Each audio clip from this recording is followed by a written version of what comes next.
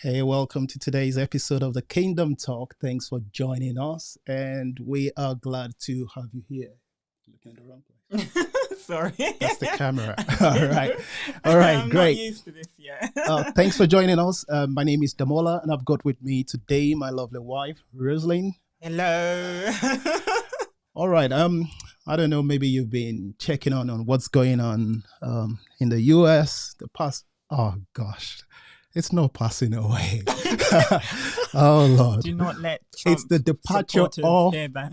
Donald Trump from the White House and the swearing in of Joe Biden. I hope this is going to be hopefully a good way forward for the world, not just America, because when America breeds, we all breed, and when America is sick.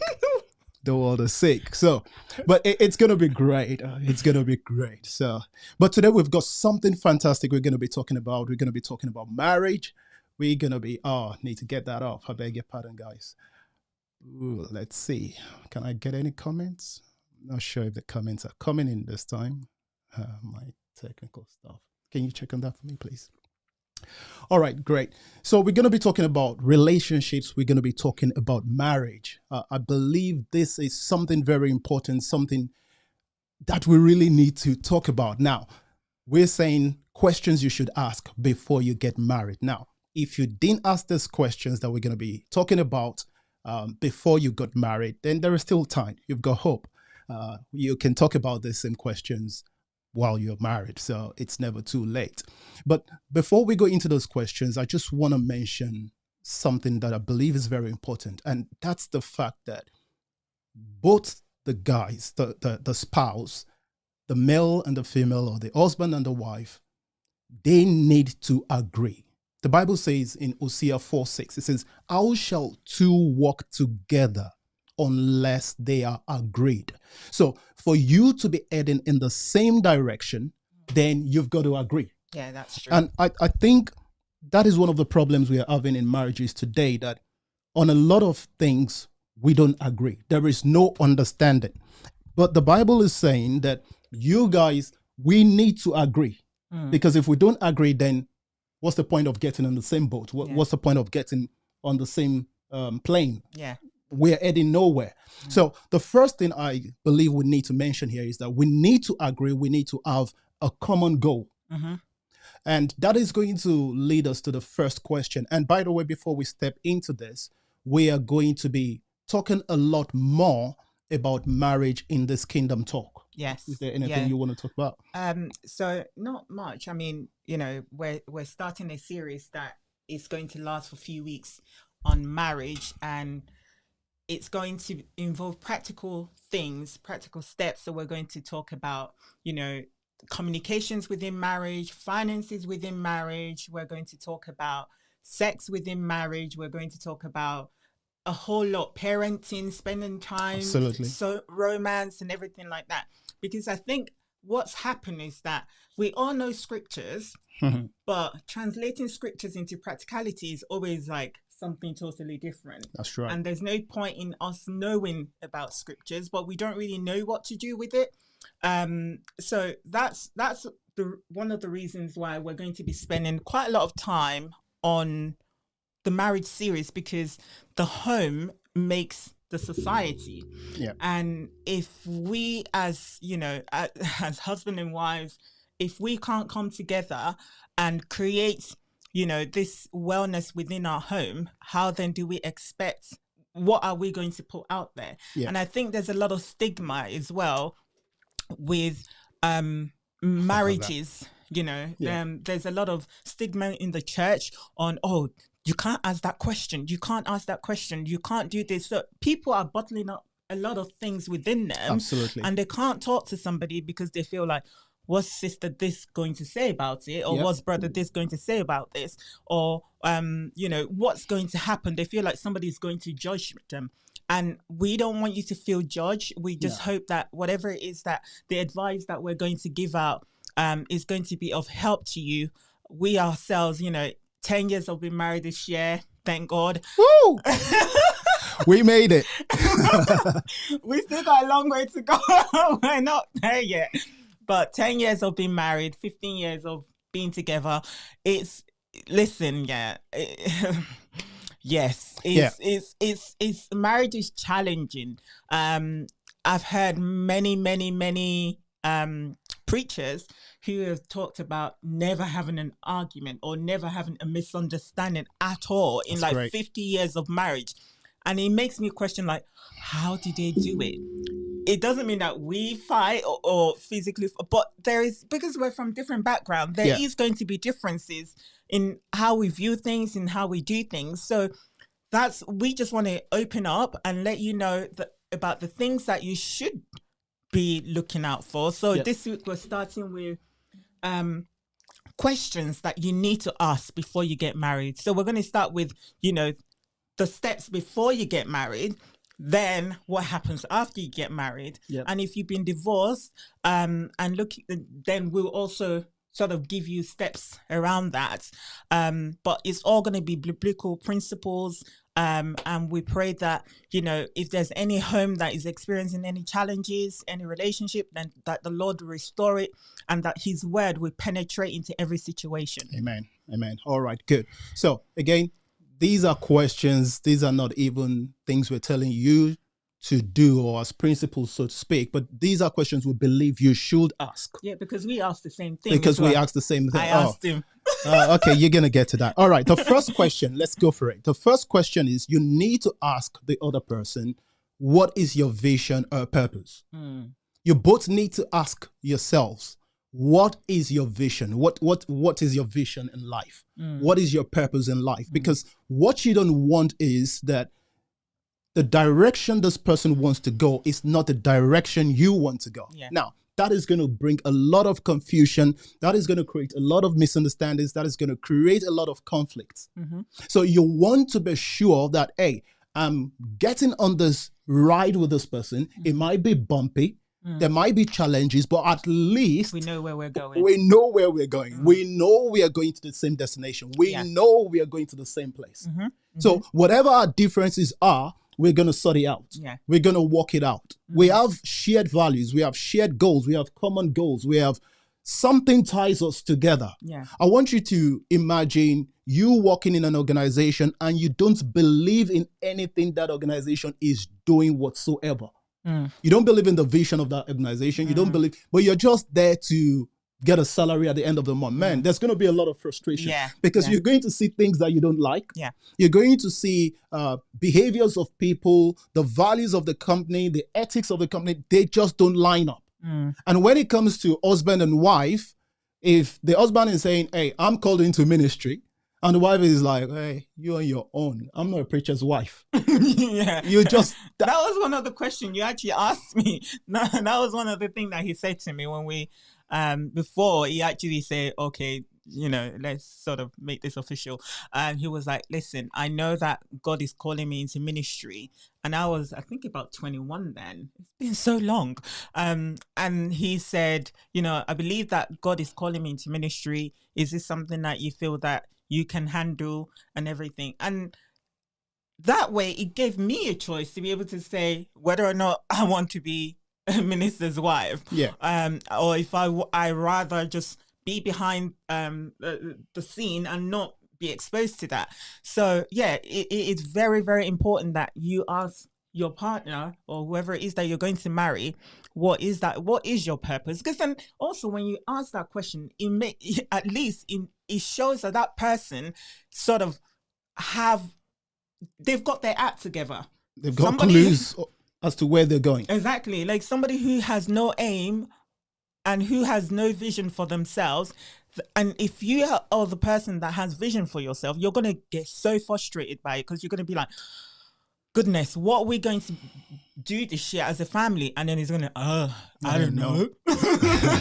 So you want to be able to have that common goal. That should be your foundation, really. Yeah, awesome. So I believe that's the first question that anybody should ask. What is your vision and purpose? And by the way, if you're not yet sure about what purpose is all about, we already did a teaching about this. I did a teaching, I think it was 2 weeks ago, and couple of then weeks ago. last week about vision. Absolutely. So I'll suggest you go check that out if you're yet to discover your purpose, so you can share with your partner that, hey, I know my purpose. Come, let's have a conversation. All right. Okay. Now let's go for question number 2. Right. And these questions, they're not in order or anything. No. So I think another question you should definitely ask is, are you in debt? Woo. Excuse me, uncle. Are you in debt? Now, it's not just for the guy. No, it's Okay. not. It's both, because do you know what? I was reading an article not too long ago, and it was saying that the amount of women that are actually in debt is so high, and one of the main contributor is social media. We want to live this fake life, if you want to call it. So we go out and get credit cards and we buy things that we can't afford so that we can post on Instagram or YouTube or whatever. So yes, it's not just a man or a woman. I would say if you're a man and you're very disciplined with your money, even if you're not disciplined with your money, still ask that question and say, you know what? Let me ask you a question. So I'm the guy. We're just about to get married, right? Or we just met. We just met. For example. Yeah. All right. Are we dating or? Yeah, we're dating. Okay. We're planning on getting married. Yeah. All right. And I ask you the question, are you in debt? Mm-hmm. If you say yes, and maybe some few thousands, does that mean we are not a good match? Well, if I'm disciplined in the way I handle my money, I need to understand how you first got to those debts. All right. Because if they're like student loans and things like that, I think a lot of people in the UK, okay, have that. But if they're debts that you acquire through buying a handbag or through buying, some fat, and I Run! could see, I'll say, yes, I am sorry. I'm no. So the reason I asked that question is this: the fact that somebody has got debt is not the end of the world. No. Okay, that's my point there. Yeah, because the thing is, people do go through challenges. Yeah. So you go through, if you've lost your job and you're in between jobs and you don't have any money, then some people will go out, and if they don't have any family support, then they will go out and actually get a loan or put stuff on their credit card. There are circumstances that has made people go into debts, but we're not talking about circumstances that were beyond your control. We're talking about decisions that you actively made to get yourself into debt. So if you go and buy a car, and you can't afford that car, and obviously they come and take the car away, but you still have to pay for it. That's one of the things that it just shows your attitude to money. Exactly. For me, it shows your attitude to money. Absolutely. And I feel like if I can't trust you with your own money, how do I trust you with our money? Because finances is one of the big things that causes issues in marriage. Yeah. Like couples argue about that. I know couples who will say, I can never mix my money with my husband, or I can never mix my money with my wife because she spends recklessly. So those kind of things, I would not advise. I don't advise that, okay, mix money together if you're already married. And we do. We sort of put our resources together so it comes as a one pot thing. But there are marriages that they're like, no, mine is mine, yours is yours. Yeah. And they have their reasons. I mean, I can't invalidate that and say, okay, because of this. But I always say, as Christians, if you can share your body with somebody, your finances is like literally nothing. Absolutely. Because the reason I asked that is before we got married, I was in debt. All right. So some of the things we've said here is we're going to be sharing our experiences with you. It was not. But I was not in debt because I went to buy a dress, a car, or anything. Okay. I was out of work. Life had to continue, and I had credit card debt. And the thing is, as I said, it's not the end of the world. I opened up to her when we met. I let her know, hey, I've got debt, and we walked through it together. To be honest, it wasn't that bad, was it? It wasn't that bad. Oh, no. I think you want to say your debt wasn't like a large amount. Yeah, that was what I meant. That's what I mean. But Like, debt is bad. yeah, that is bad. But I'm just saying the amount. I'm thinking, was it up to £3,000, No, 4,000? I don't No, think it was nowhere no. near that. All It right. was nowhere So near that. anyway, the point we're trying to make here is this: that you need to open up to the other person and Yeah. let them know, okay, I'm in this situation financially. Okay. I'm in debt, maybe by 10,000, maybe by 5,000, maybe by 1,000. Because the thing is, once you get married and you start using your money to pay debt, and the other person is thinking, wait, what are you doing with all of your money? Yeah. Because now all of a sudden, this person doesn't know that you're even trying to do some repayments. Yeah. The reason is because you want to avoid conflicts, you want to avoid any issues that might come up, Yeah. or even your credit affecting his credit, or his credit affecting our credit. You want to avoid that. So I believe debt is something that you really want to totally get rid of. Actually, Yes. on that note, I'm going to ask this question. Do you think, or should both parties put their money together? Before or after marriage? We're talking about questions. So Okay. they should ask a question. Are we Yeah. going to put our money together Yeah. or not? Yeah, exactly. You should definitely ask that. Because if you want to and the other person doesn't want to, what's the point? I've heard of loads of instances where people say, especially the higher earner, they'll say, my money is my money and your money is your money.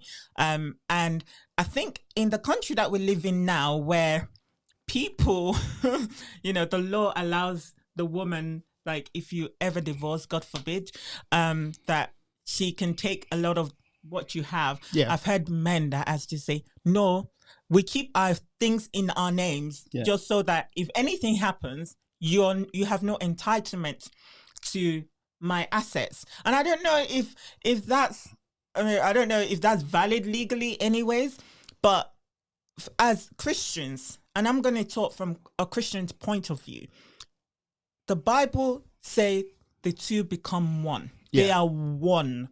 So if you see yourselves as one, then definitely you should be keeping everything that you do is one. You make children as one. Yeah. You buy a house as one. Yeah. Yeah. So you buy a house as one. So why not? If you trust somebody so much to the point where you can have children with them, if you trust someone to the point where you can buy a house with them, if you trust somebody with your body, for me, that's the highest thing I can ever give to someone. Is giving my total self. And that's what I said to him when we first started dating. I said, for me, I don't want to give myself to just anybody. Is giving my total self that is the highest level of my commitment that I can ever give to you. Absolutely. So I think that's definitely a question that you need to ask, and is something that you should ponder on. There are married people that I've spoken to that they would never ever share their money, and I completely get it. If the person is reckless and they go and gamble, or they have no sense of financial discipline or anything like that, then I won't say, if they're going to put your family in a critical way, then I will not advise that. But what if both parties agree we're going to put our finance together, right? We're going to put our money together, but 1 year into the marriage, they got married. 2 years down the line, one of them decides, hey, I don't want to do this anymore, or start spending on lavish stuff. What's the way forward? What do you do? I think that you need to have a conversation. Again, if you've tried, after you've had that conversation and the person still continues, what I would do is I will stop putting resources together until that person can get the necessary help that they need. All right. If you're having challenges in sort of curbing your cravings on spending money, then I would say the best thing to do is seek help. Because one thing is, because of familiarity, spouses don't tend to listen to each other's advice. So, but when an outsider is saying it, it sort of sinks in more. So if I've said to you, okay, babe, I don't think the way that you're spending money is is right, because I think we have all these bills, we have children, we have this, and you're just we're struggling because you are overspending. Then, and you think that, okay, it doesn't make sense, or what I'm saying doesn't make sense. Then at that point, I've said it once, I've prayed about it, and there's people will keep telling you. One thing I've learned is that, pastors or churches, they'll say, keep praying until you lose your house. Keep praying until you lose your car. Keep praying. But there comes a time where you have to take actions, and those actions are out of love. They're not out of hatred. Absolutely. So yeah, at that point, I would then, start putting money aside. I agree with that. I agree with that. I think we need to be practical. We need to be sensible. We need to be spiritual. So you can pray for direction, ask God for direction, but at the same time, seek advice, seek counsel, okay? You don't want to put your funds together with someone who is going to say, oh, now we have 5,000, now we have 20,000. I'm just going to take this amount. I'm going to go and buy a brand new car. I'm going to go on an exotic holiday. I'm going to go and treat my friends. You don't want to do that. So I think that's something to think about. Okay, Now let's move on from this finance debt stuff. Yeah. Do you have any question you think we should ask? I think you need to ask questions like, what do you think is more important, friends or family? Ooh. Because there are a lot of people that that they think their friends are more important to them. I've been friends with this person for 25 years. I can't just let go. But that friend is having negative influence on you. Yeah. So what's the point? I heard a great man say, if amongst your friends, you're the wisest person, it's time to move on. The reason why it's time to move on is because you're not going to learn from those sets of friends. I have friends that, they've been promoted, and I'm so happy because it motivates me. Yeah. I have friends that they're doing businesses, and it motivates me. Absolutely. Those are the kind of people that you want to surround yourself with. So definitely ask that question, because then it shows you the kind of person that person is. If they're friends, show me your friends and I'll tell you the kind of person that you are. Yeah. So yeah, I think that's very important to ask. And what I would add to that question is, our family or your family, which one is more important? As in the family we are the family we are going to make together. Yeah. Or the family you're coming out from. Now, this is a very, very important question, and I know a lot of us struggle with it, right? We struggled with it, all right? But by virtue of what family is, parents want to hold on. Siblings want to hold on. They're thinking, oh, this is our little daughter. This is our little son. Now he's grown up. He's going to leave the home. He's going to become part of another family or create his own family. And people are thinking, but I can't leave my mom. I can't leave my dad. Now, you need to sort that out, because what you don't want is, once you become married and the wife is now thinking you're giving more attention to your mom than her, or the husband is thinking you're giving more attention to your dad than her and than him, and vice versa, there is a problem, because this is where things begin to get messy. Yes, absolutely. Miles Monroe, I heard him once say, he said, when he was going to get married, that he said to his parents that, we're not bringing two families together. That's not what our marriage is about. It's not about bringing two families, your family and my family. No, our family we're creating another sets of family. And that's what you've got to see. It's not that you don't love your family. It's not that you don't respect them, but what you want to do is you want to make sure that you are creating a family, your own unit. Amen. So yes, definitely. So it's very important that you actually ask this question, because you don't want a guy that is just saying, my friends. I would rather spend time with my friends than to come home. Or I really value my friends. And you are at home lonely thinking, what kind of a marriage is this? Because what you have to think is, what could potentially split us?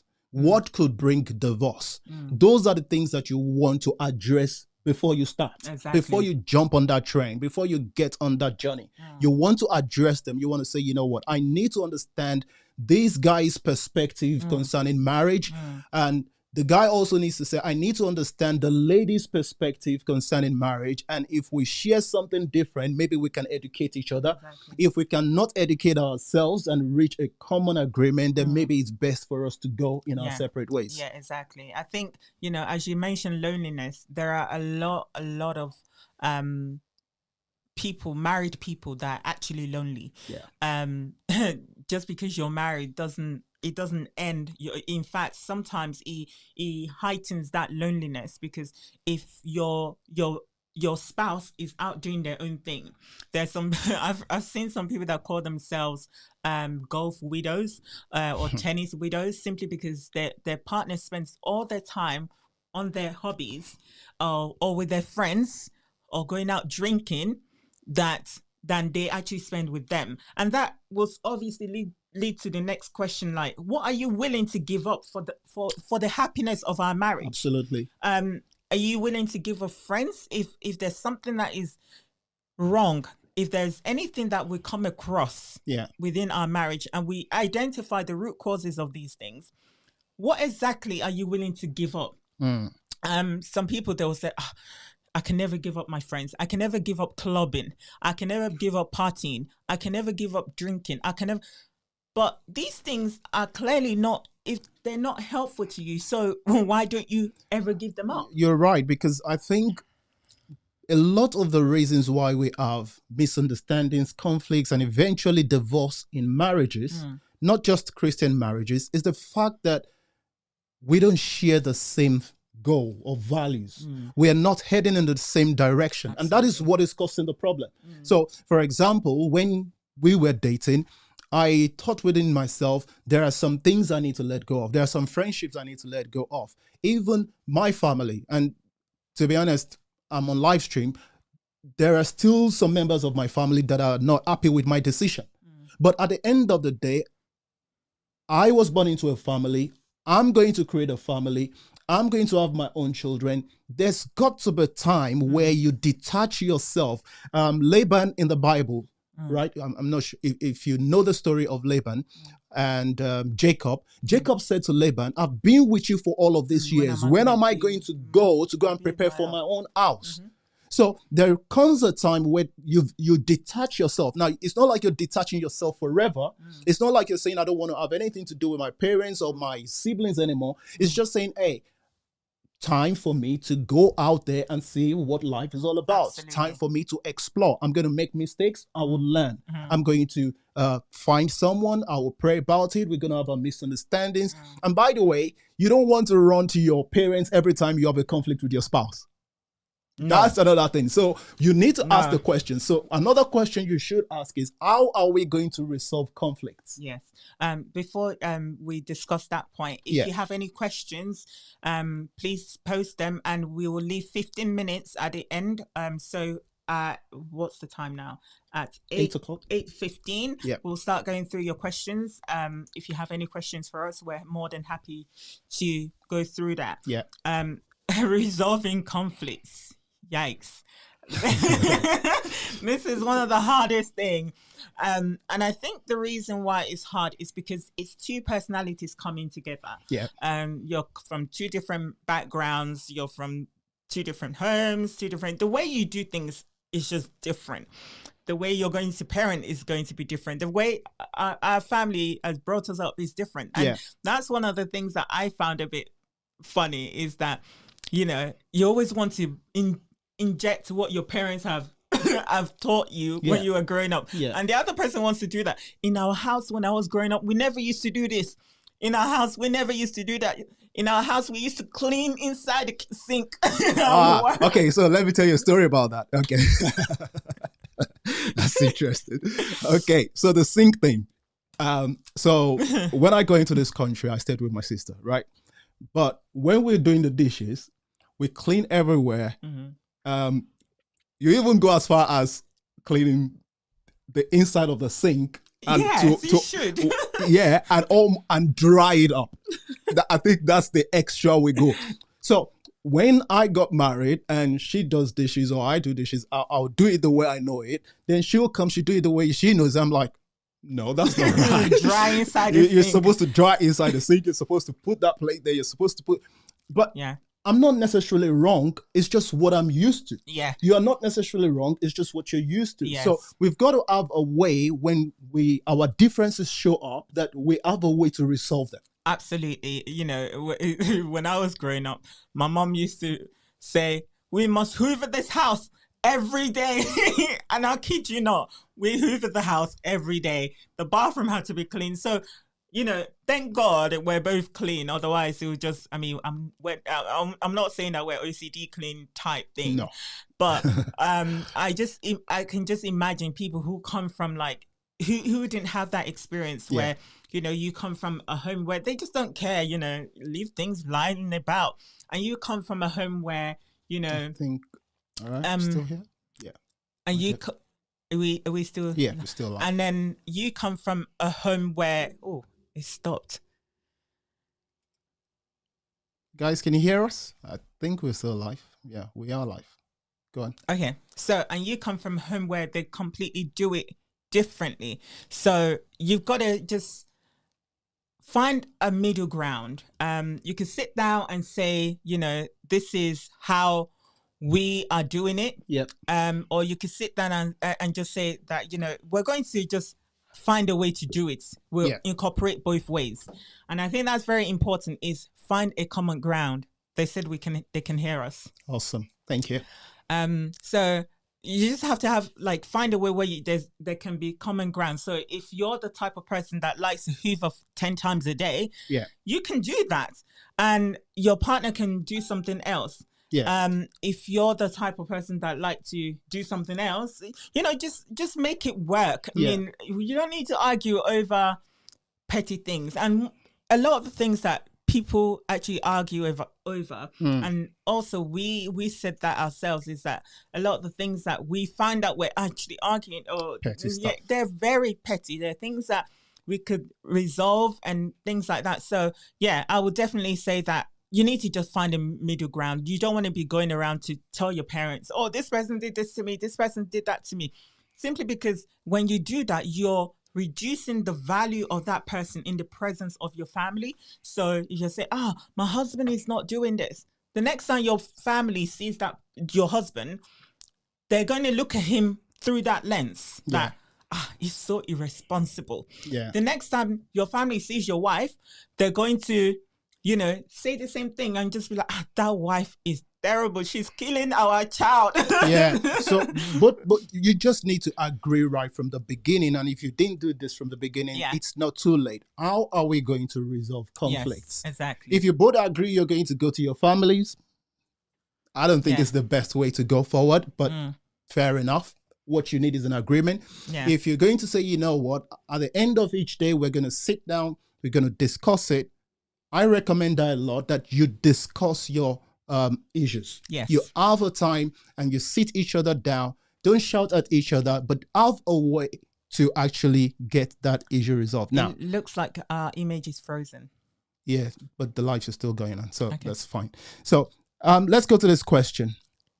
And I think you asked me this question. Maybe you should ask that question yourself. What is the question? Do you have a child anywhere? Yes, I asked this question. Listen, you know what? Before you get married, no question is off limits. Ask your question now, right? Ask your question now so that you don't have to ask question later. Just like they say, pray now so you don't have to pray later. Ask your question before you get married. There is no such thing as dumb questions. Ask it now. I said to him, I'm like, excuse me, do you have a child that I need to be aware of? Do you have a wife, someone that I need to be aware of? Because I'm not dealing with some woman coming out of the woodwork. I was shocked because I'm thinking, in the future, when you looked at me, does it look like I'm married to someone else? But again, I guess it's not in the face. You can't see whether someone has a child outside somewhere. But it's a valid question because you don't want to get married and 2 years down the line, someone comes in with this 5-year-old boy or 5-year-old girl, and that just throws everything out the window. And you're like, I can't deal with this. You never told me this. Now, it is not wrong. Let me rephrase that. There is nothing wrong in the fact that the person you want to marry has got a child. prior to your Absolutely. relationship. No. Okay. No, that's not Things what we're happen in insinuating. life. Okay. People make mistakes. Sometimes it's not even their own doing. Maybe Yeah. the guy walked out on them. Maybe Yeah, the lady absolutely. walked out on the guy and left, and or maybe one of them is into drugs and is not fit, or she's not fit to look after the children. That is not what we're talking about. So, but whatever the situation is, you need to be able to explain to the other person and say, look, I just want you to know before you get yourself in this, this is how I stand. This is what is going on in my life. I've got a child. She's this age or is this age, blah, blah, blah. There is a need for you to actually, because you don't want surprises in your marriage. Because if there should be any surprise like that, what's going to happen is, one, think about that child. Yeah. Right? That child all of a sudden is in a family that he or she is not wanted. Then think about your own emotions as well. All right? Especially the emotions of the person that is just getting to know about this child. Exactly. So these are the things that could really destroy everything before you start. Yeah, And exactly. I think the whole idea of all of these questions is you want to have a lasting marriage. You want to have a marriage that you both understand each other. That is the point. That is the goal here. Yeah, I think, as I said, it's not that having a child is wrong. But if that person loves you, right, they will, Go on. they will definitely accept that child. You shouldn't feel the need to sort of hide your child away. No, that's the camera. Oh, this is... Yeah. Sorry, we're just switching in between because we had some technical issues. Just go on. So yeah, so you shouldn't have to like hide who you are or hide your child away. And also it just allows the other person to know what they're able to undo and what they can't undo. So that's one of the things that I will say, if I knew that I couldn't handle it, if it's so young, I would want to make an informed decision. Yeah, we're back. Right. So I would want to make an informed decision as to whether or not I can take in another child and love them as their own, because that's what it should be. Yeah. If you're going to introduce someone to your child's life, that person should love that child as their own. Yeah. Right. There's no point in you having someone that is going to treat your child differently because they're not. It's wrong. Yeah. It is absolutely wrong. So I would say, let that. And if that person says, you know what, I can't handle it, that, listen, keep moving. Yeah. So yeah, those are the questions. And as I said, there is no question that is off limit. There is no question that is a wrong question. There is no question that is, and I think one of the things that we tend to do is that we think that, if I ask this, this person might leave me. I'm so in love. There's no way that they're going to be. No, you don't want to do that. You just want to ask your questions and ask it in a respectful way. Yeah. Don't say that, all women, they're so, women can lie. So what are you lying about? All men are liars. Yeah. So what exactly are you? No, you've got to present your questions in a way that is respectful, in a way that will make the other person open up to you. Yeah. In a way that sort of gets you the answer that you're looking for. That is very critical. Yeah, and I think you need to apply wisdom as well, because as a man, if you really want that lady, you think you're so attracted to that lady, you like her, and whatever questions she's asking you, men can lie. All right. Women can lie too. Women can lie too. All right. So you have to be very sure, be prayerful, right? And the fact that you've asked a question and the person has given you an answer, don't take it as gospel. Yes, absolutely. You will be able to read between the lines, I believe. You will know one event will happen after the other, and you're thinking, wait, I thought you told me that last week. I thought you said that last week, especially when it's about the past of that individual. Yeah. So you need to be all ears. You need to make sure that you are able to read between the lines to know when this person is lying. I'm not saying doubt everything the person is saying, but just be careful so that you can actually see, because what you don't want is you get locked up in marriage and now you are alone. Exactly. You don't want that. All right. I think another thing you need to ask is, if they have health issues. Do you have health issues? As I said, there are people that can handle some certain health issues, and there's people that can't, and there's some people that can handle you being married before, and there's some people that will say no. So you want to make sure that you're with the right person. Yeah. Right. You're if somebody can't handle a certain health issues that you have, then it's best that they go now before it gets into marriage. Yeah. So you want to ask that, do you have any sexual health issues? Yeah. Do you have any type of health issues? Don't be afraid to ask. Excuse me, do you have that problem? There are some health issues that we don't inflict. They're not self-inflicted. We don't put it on ourselves. So, for example, sickle cell. Exactly. There are some people that have like chronic, like diseases. Yeah, and even sickle cell it doesn't mean that they can't lead a normal life. No. But there are people that they know themselves that they can't handle it. So there is no health issues that will mean that you're not worthy. Again, if somebody asks you these questions, it doesn't mean that you're not worthy of getting married. No. If somebody says to me, if I have a child already and somebody says to me, do you have a child? I'm going. I understand. I respect that person's attitude to it, because it shows that, okay, they're not at the right level where they can deal with that. Yeah. But I also know that it is best they tell me. The same thing with health issues, the same thing with debt. Yeah. It's just that person can show their true colors. Yeah. Way before, and they can make their own informed decisions. Yeah. Way before, and you yourself can make your own informed decisions. So if somebody has health issues that and you have to be honest with yourself, like, what are the things that I can handle and what are the things that I can't handle? Yeah. Once you're able to know that, then it helps. It really it lightens the load, because marriage is not. We think wedding is marriage. It is not. It is not. Wedding is a day that everybody gets dressed up and you say your vows and you have parties and you do whichever degree you have. But the life after that, the hustle and bustle of it, the day to day, that is what you call marriage. When you wake up the next day and then all that beautiful makeup is gone. Yeah, I think because of our time, we're going to move on swiftly, because one thing I just want to say as we move forward is you need to understand that you need more than love. Okay. Yes.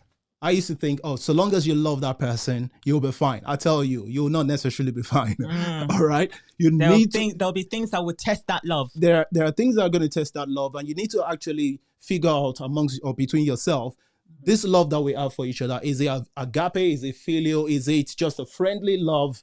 Is it just a sexual type of love which is lost? Is it just the fact that I'm attracted to you, you're attracted to me? Or is it that I'm actually ready to weather the storm with you? Should anything go wrong? All right? Because you might be in good health, both of you right now, but what if something happens down the line? Exactly. That's another thing. Yeah. And this is why I'm saying that you really need to understand how you define your love. So define love in such a way that it's the way that God actually defines it. It's the agape love, the unconditional love, as opposed to I love you because you look good. I love you because you're handsome. Yeah. All of that can change. And I think that's the main. I think one of the most important question is you asking about that person. Like, what is your relationship with God? How do you practice your faith? Yeah. I want to know, if you're God fearing. And I think another thing is that a lot of people, they go to church and they think that whatever sister or brother they see in the church is God fearing, or that they have a really great relationship. If that's the truth, there should be no divorce in the church. Absolutely. If that's the truth, there should be not the church will have the highest. It should be a perfect place for marriage. Yeah. But we see in the church it's not because one person is to be blamed or anything, but it's simply because it shows that there is, just because you go to church doesn't necessarily mean that you've got everything right. I mean, No. we don't have everything right. We're still, there are things that we work on. Yeah. But don't be fooled by that. If I go to church and pick somebody, that person is perfect. So, or that means I don't need to ask question from that person. No, you still ask that question, even if you met in church. Do you know how many guys go to church just to go and pick a exactly. girl, but they are not even Christians themselves? Exactly. So if you are the lady and you run into one of those guys, you've just picked the wrong person. No, because I've heard of stories where men have actually pretended to be Christians, just so that they can get godly women. And in the end, it's the women that suffer because they've gone in under the pretense that this person is this, and when they're not. So, pray about it. Pray about it. Yeah. It's not a decision to rush into. No. And then another thing is, don't let all this old wives' tale sort of cripple how you handle things. People say, that I've heard a lot of grown men and women say, what are you waiting for? What exactly are you waiting for? You are 30. You're 30. Just grab copy. anyone. Just grab. No, you're not just going to grab anyone, because you're going to be in it for life. And it's this same people that will say to you, okay, why are you not that will say, get into it. That will also be like, you know what, you just have to bear it. That's the same way all of us are bearing it. Now, on that note of bearing it, I want to tell you something. If you want to bear it, my goodness, you are not going to enjoy it. Two different things. It's one thing to be enjoying your marriage. It's another thing to be enduring your marriage. You want to enjoy your marriage, right? I'm not saying that there aren't going to be challenges. There are going to be challenges, but if you go in with the fact that, and on this Christian topic, whether he's a Christian or not a Christian, or whether he's practicing his faith or not, my goodness, if you go in with the fact that was my internet connection, this is very unusual, but please, we apologize for that and bear with us. So back on what we were saying, we're talking about, whether the guy is practicing his faith or not, and whether you can change the person. Please don't try to change anybody. It's a futile exercise. It's not going to take you anywhere. So right from the beginning, you want to pray up. You want to make sure and trust God to guide you, to lead you in making that right decision. Do we have any questions? Just want to check that. Okay. Do you want to refresh that, please? I can't see any question here. I don't know if people have. I don't think anyone has questions. All right. So, we move forward. We go on to another question. Is there any other question? Do you have any secrets that you haven't shared yet? Okay.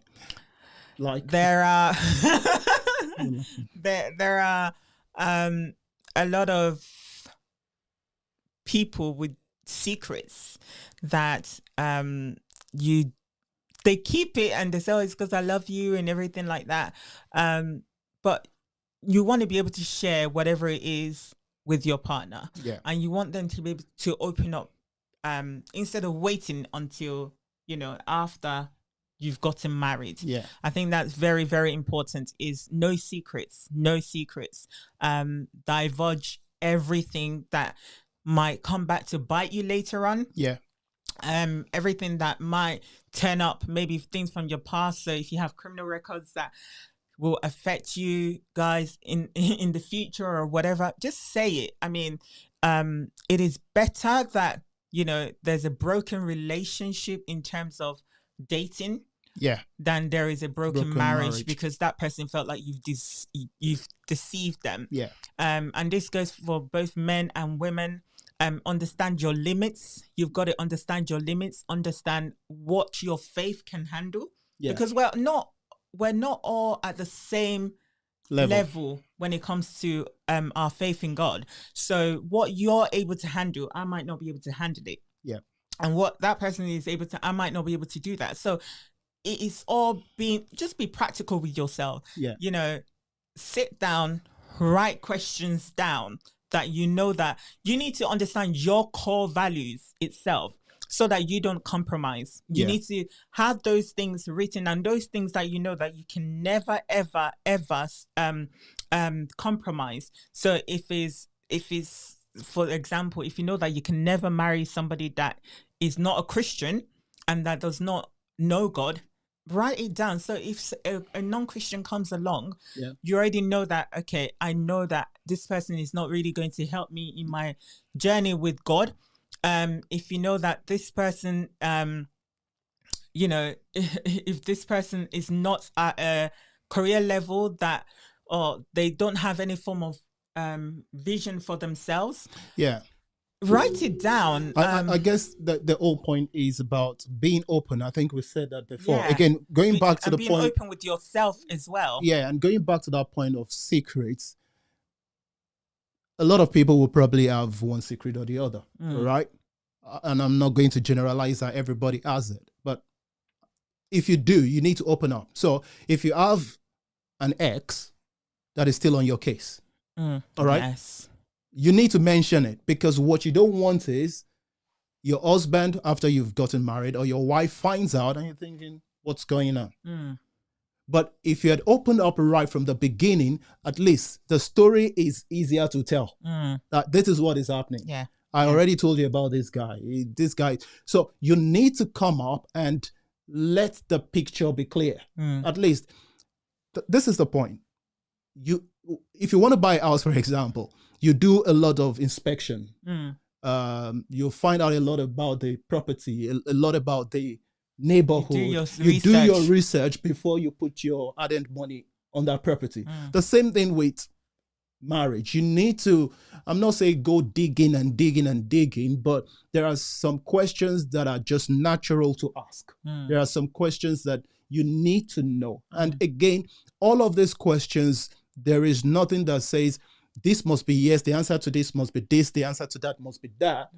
At the end of the day, you have to sit down and say, okay, with all of the information that I now have about this guy, am I okay to go ahead? Listen, when you get married, you are in it by yourself. Your parents will give you advice, or might give you advice. Your siblings might give you advice, but it's just advice. Yes. All right. So you are in it yourself. You're going to live in it. If it's good, you're going to enjoy it by yourself. That's the way that goes. I've got a question I want to ask you. Okay. When it comes to career, and I think you touched it briefly, family or career? I think again, that person's value would determine what they say. So basically the question is, on a priority level, is your family priority or your career the priority? Yeah, exactly. And some people will choose their career because they're like, listen, I've been working hard. I've gotten to this level. I want to get to this. Just like we all have visions for ourselves. Some people have that vision in terms of, I want to be a CEO by the time I turn this age. I know there's a lady that I know, she's like 31 and she's already like a senior director, and she said, I want to be a CEO by the time I'm 35 and nothing is going to stand in my way. Now people like that, they've already said nothing is going to stand in their way, so don't expect to change they that. They will sacrifice their family. They will sacrifice career. anything. And it doesn't mean that it's wrong. It's just that at least they've been honest about it. They've said this is what is going to be, so this is what is going to be. You then have to take it or leave it. And I think that's one thing we have to do, is take it or leave it. I will always say that, your career is not as important as your family. There's some people with like great career and everything, and they're too afraid to go home. Like they're going home is like going to hell for them. You don't want to stay at home and make work your heaven, and then when it comes to home, it's like going to hell. So you need to make sure that these things are definitely the questions that you ask yourself first, and then present it to the person that you feel that you're going to marry. Again, as I said, there is no question that is too dumb. There is no question. Sit down, have that proper conversation. Have the conversation, because you don't want to sit at home and be lonely. You don't want to sit at home and be like, I wish I'd never met this person. I wish this person. When you're in a relationship or when you're married, you should both be, lifting each other up. there should be a difference between what you do. You know, that this person, iron sharpens iron. Yeah. You should sharpen one another, and Yeah. that's what it should be. But if you marry someone that, you know, that is, they just, their spiritual, you know, their spiritual life is non-existent. They have no relationship with God. They have no relationship with themselves. No purpose. Yeah, no purpose, no nothing. Those kind of people, they don't have any form of destination. And it doesn't mean that everything that there will be a perfect situation. No. There is no perfect situation. When I met him, as you said, there was a point where he wasn't working. And it wasn't like he had a great job, even when we first started anyway. But I felt that I saw the vision. It was the ability. I saw what he was capable of doing. And that was what got me like, okay, this person has a purpose for their lives. So I think the point there is you need vision. Yeah. Right? You need to be able to see beyond what you see with your physical eyes. You need to be able to see the potential of the other person. Okay, what they can become. But don't stop at potential, because potential that is not executed dies as potential. So you might and end people up, can make things up anyway. And people can make it and say, oh yeah, I plan on starting that business, I plan on earning 6 figures, and they never even earn 5 figures. So sorry about that. But there's nothing wrong with if you earn, even if you earn 4 figures, as long as, you know, you're both happy about it. As long as you both, because there are men and women that, you know, they say it's not about the amount of money that we earn. It's about whether or not we're happy. That's why you see people, they'll go traveling for a whole year. They give up their career and everything because they're seeking that happiness. To them, money means nothing.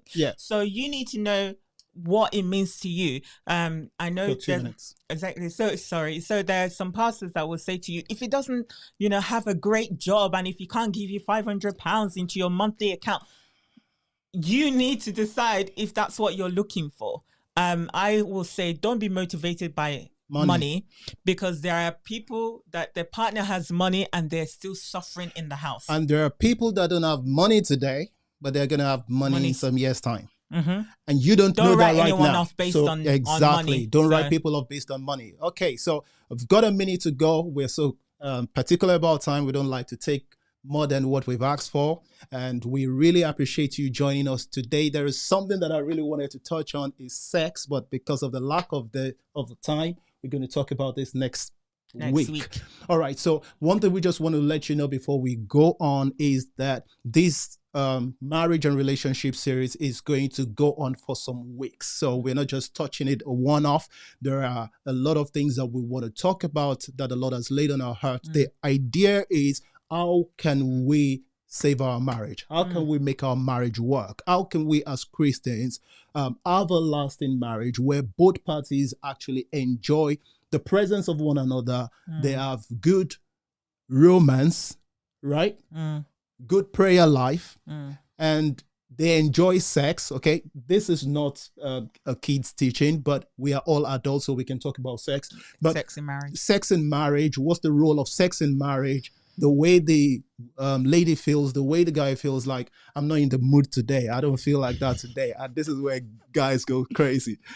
So you'll want to find out my opinion next week. I think I would like to share some things. Invite your spouse along. So, invite your spouse, invite your friends, and it's going to be a fantastic time.